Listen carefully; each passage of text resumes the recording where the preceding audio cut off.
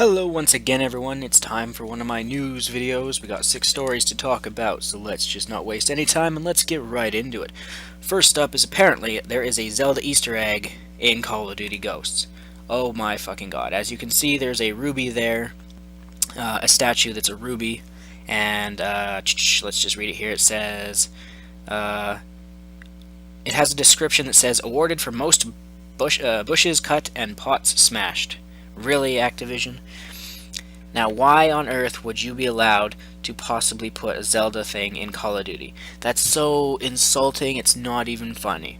Zelda, which is one of my all-time personal favorite franchises, definitely up in the top 3 for me when it comes to Nintendo.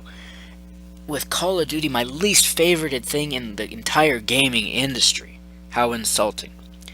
Now, this is going to be just a complete shot in the dark. Now, if this is to say something like it's a hint that, oh, Nintendo and Activision has a good relationship and partnership, and it could possibly mean more futurist, or in the future there's more business to be done between them, meaning Destiny and the Wii U, then maybe. Now, that has nothing to do with it, except for the fact that this is showing Activision and Nintendo getting along.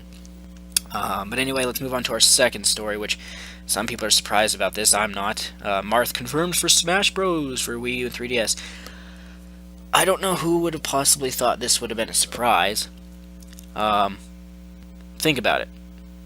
Roy would have been a nice surprise if he was to return from Melee, since he is my favorite Fire Emblem character. Marth is the most well-known character from Fire Emblem. There was no way he was going to be gone after being in Melee and Brawl. Ike would be a bit of a surprise if he was actually brought back, since I don't think they'll be bringing him back. They'll probably kick out Ike and bring in Chrome or something. But Marth is just as likely to have been in as, say, Captain Falcon will be, or Yoshi, or Peach, or Mario. So let's move on. Activision, once again, they have confirmed that a new Call of Duty and Skylanders for next year. Last sentence here, where is it? We also expect a new launch of Call of Duty and Skylanders titles and a major new potential franchise with Bungie's Destiny. First of all, yeah, put Destiny on the Wii U. But they're already saying, COD literally, or Ghost just came out. Like, what, 2 days ago? And now they're already like, oh, yep, next year it'll be out. Why don't you just come out and say, here's our schedule for the next 5 years. Next year's COD Black Ops 3. Then we have Modern Warfare 5, then we have Ghost 2. Literally, just show us the next 5-10 years in a row, because we know every fucking year there's going to be another one. Let us pre-order the Call of Duty game 5 years in advance. Be like, the next 3 aren't going to be that great. Let's get the 4th one, and then the 5th one from now. Anyway, let's move along. Next story. Nintendo UK is running major TV campaign for Super Mario 3D World. Now, this is only in the UK, but it's still nice to see that Nintendo's finally doing a bit more advertising.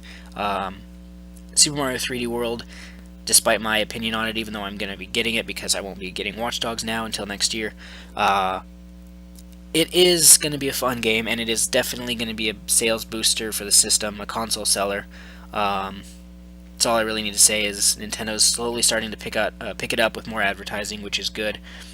Donkey Kong will probably get some, and so forth. So let's move on.